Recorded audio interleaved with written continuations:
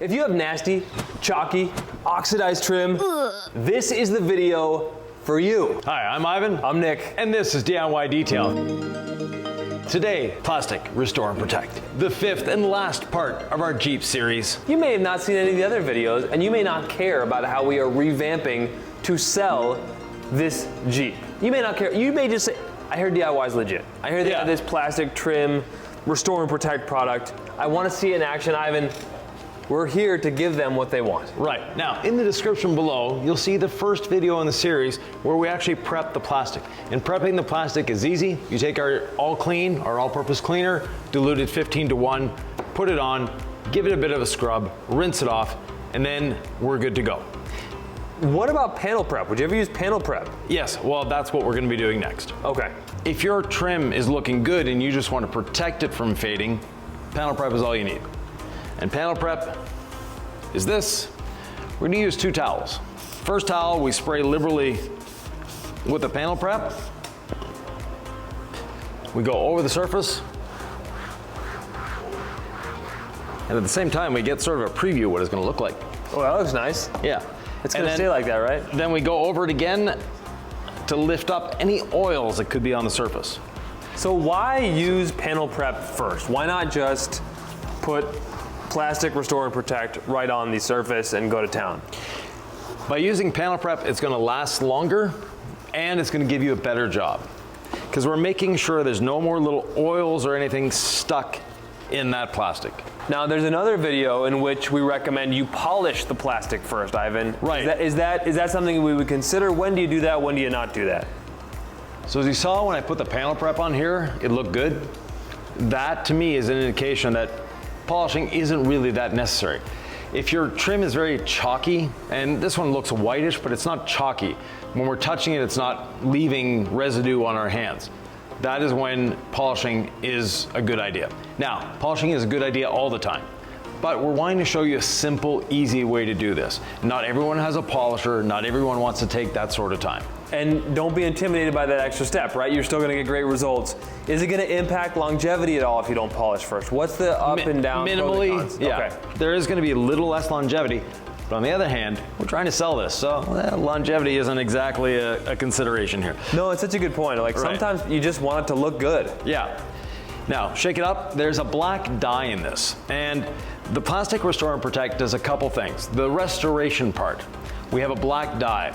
We also have very aggressive wetting agents, and by wetting agents, those are carriers that bring that dye as deep into the plastic as it can go.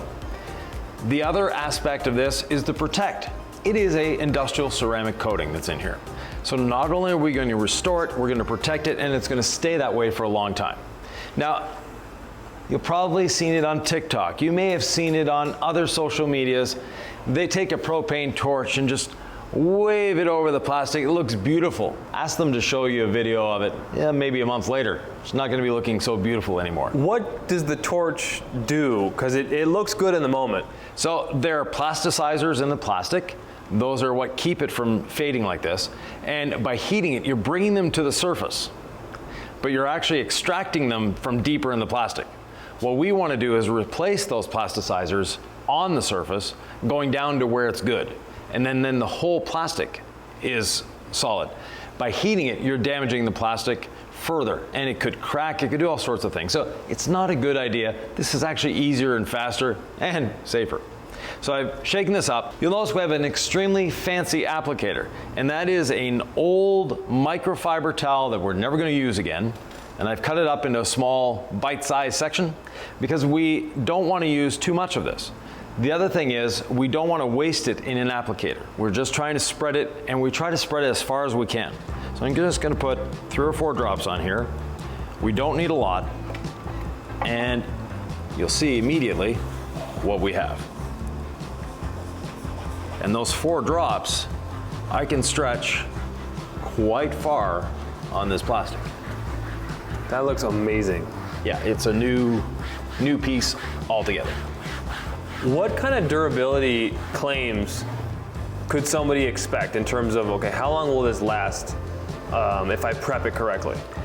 We're not making any claims because we don't know the condition of your plastic before. What I can tell you is this is going to be the longest lasting trim restoration you can get because of the ceramic coating in it.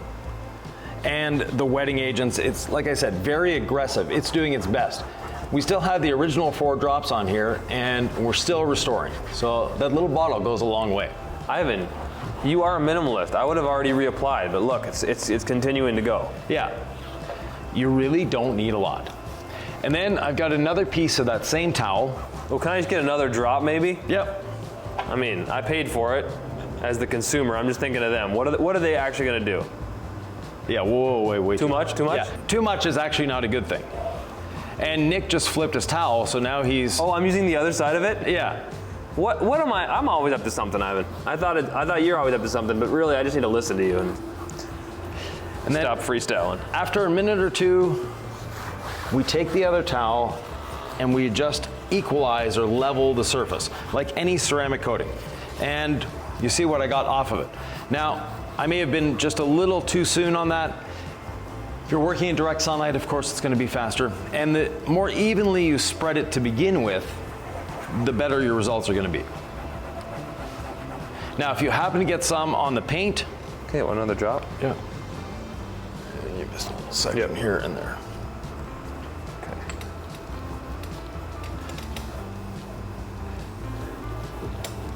And Nick, you can actually get that hook there. So the powder coating on the hook. Oh, I can get the hook, okay. Is going to benefit from it as well. Yeah, how do I know what I can use this on or not? Just about any black automotive surface you can use it. We've had some people use it on their interiors because their interior was faded. As long as you have a black interior to begin with, you're good. Yeah, I've done that where I've used the magic eraser, right, on an interior, and I've gone through the coating. Yeah. And it was like, oh my gosh, you know, you're scrambling to to come with a solution. And in the past, I'd use a similar product that promises this kind of results. You typically use it on exterior trim. Yeah. It works. These are pungent products. This one certainly is. So, use circulation or have your window open in the interior. Yeah. It's not my first choice.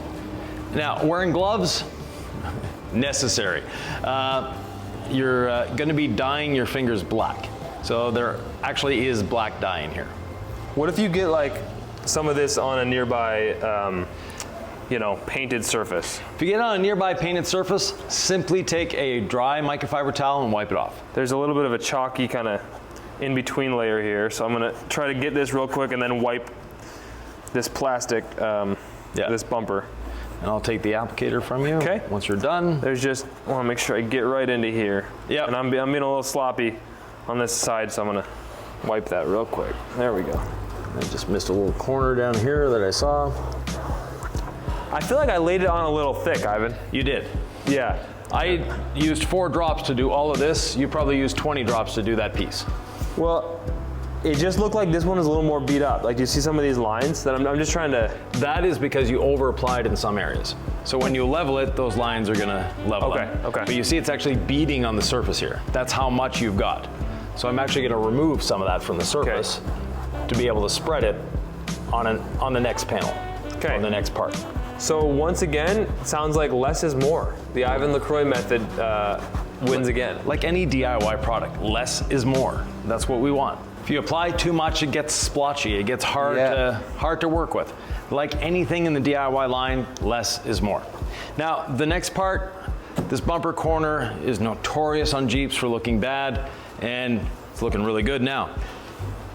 The side steps, again, those are really bad at getting gray. If you've got a lesser model, this is a Sahara. If you have a Sport, these fenders are black plastic as well.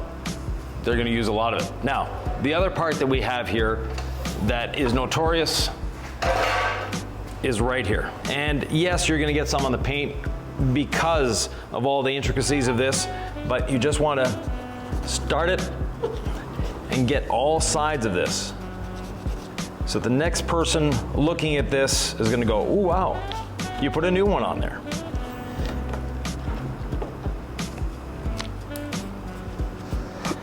Now this, I'm gonna need another drop or 2 on my applicator. When you're applying it to your applicator, you don't wanna be pouring from up here, because if you do that, you'll get it all down the side of the bottle, it's gonna get messy. put the bottle up against your microfiber and get a few drops out there. Now I've got nothing running down the side of the bottle. We're good to go. Then I continue on this piece. And as you can see, I've got some on the paint. I'm not really in a rush to get it off. It's not going to be absorbed into the paint quickly. But I want to make sure I've got all this part done, including the underside, because when someone lifts the hood up, they'll see that. And then I take another dry piece of microfiber here, and I'll just wipe it off the body.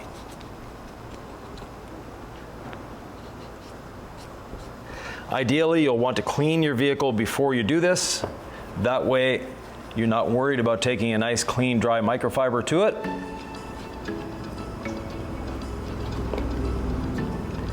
And I'll continue the upper piece here.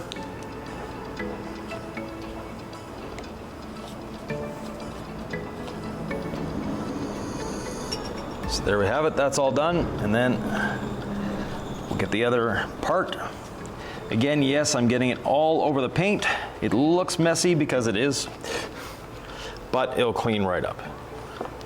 Now, of course, you don't want to let it sit there for an hour before trying to clean it up. Would you ever put some of this on a detail brush and then work it in that way? Yeah, you can do that, or use a slightly longer nut microfiber, but know that you're going to be using a little more product when you do that as well. And the nice thing about this is get it on here, and then you can reinvestigate, come back later, especially when this gets soaked after doing the rest of the vehicle. And if you missed a little corner or something, you can get at it. So we can layer the restore and protect. Right, well, it's not really layering because you're putting it where you missed. So there isn't a second layer there. Could you do 2 layers of this if you wanted to? You can, give it an hour between. Now I take my dry microfiber and just get it off the paint where we don't want any black residue. And my gloves are actually working against me here because I touched a little bit with the glove, and there's a bit of black on the glove. So there we go. That's all taken care of, and that's looking much, much better. I've been thinking of even with a brush getting into here, or just the towel. You can get in there with the applicator. Because I missed a little bit earlier, Ivan, and I want to live up to your expectations. You don't need any more on it. Okay. Now, if you do accidentally get it on there and it stays a little too long, you can use a panel prep dampened towel to get any residue off. So Nick, I'll give you a couple more drops on your applicator there, since now it's well seasoned, and you can do that intermediate piece there, and I'll go over to the step.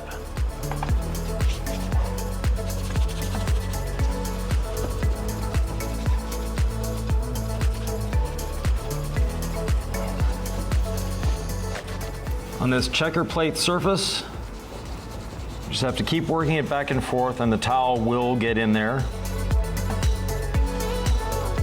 Working in different directions, and you can see I've got all that checker plate area covered as opposed to there. So it's very simple. It's just going at it in different directions, and the towel will eventually get in everywhere. If you miss a spot, trust me, you'll see it. I've done all of this on the original 4 drops I put on the applicator. And as you can see, it's still putting down product. So there's no need to over soak your applicator.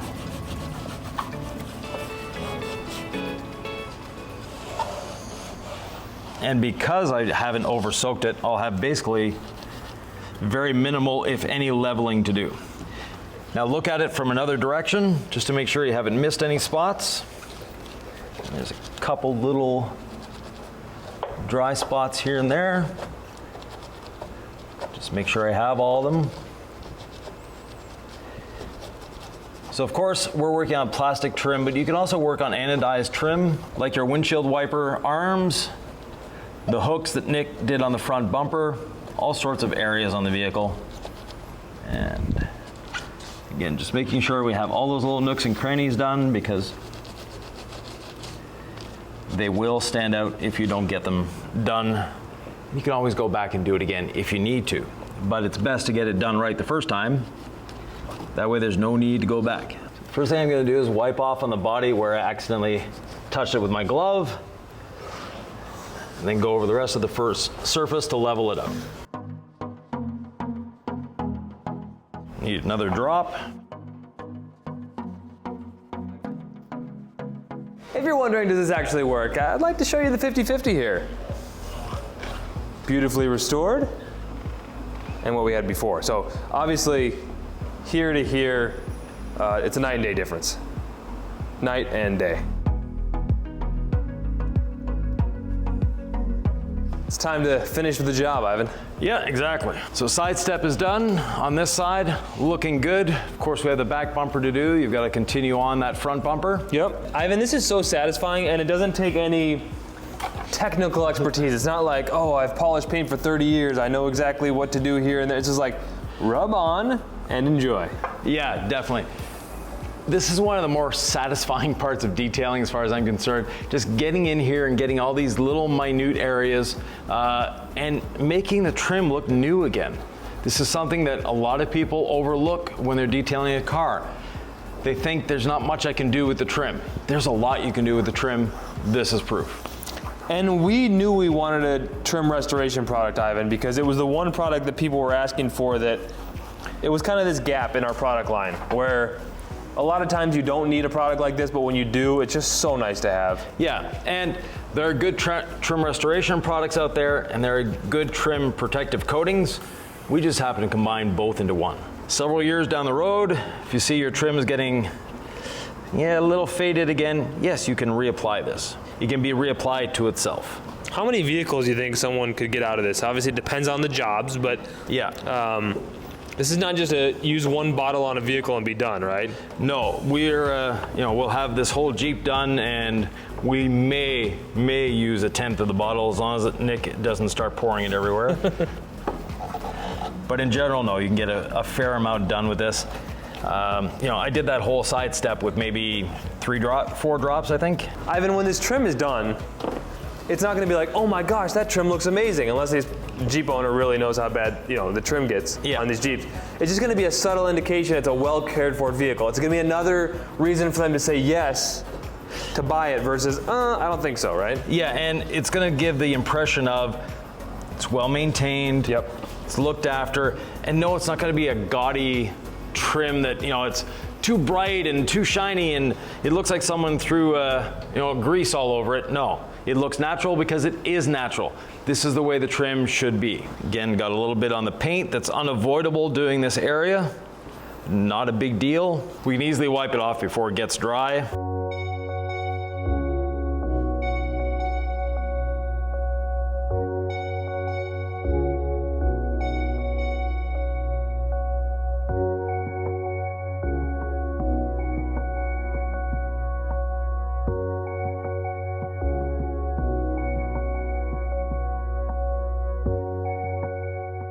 Door handle is another notorious area on Jeeps that they're faded.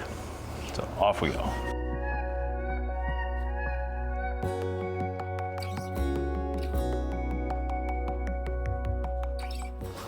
And no, this is not a wax. This is not a temporary measure.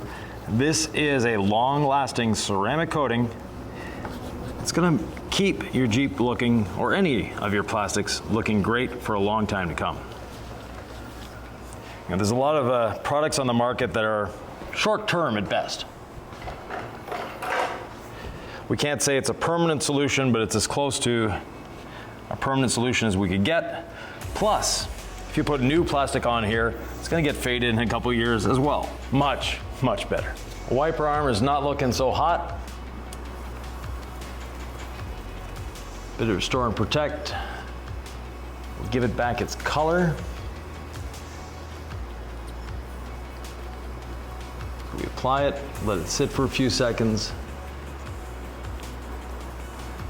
and we'll come back and level it off. And these small areas you do as you're nearing the end of the job. That way, you already should have enough on your applicator. You don't need to put too much more on. Let me get that off of the paint here. And again, you're using towels that you'll never use again because they're going to be covered in black.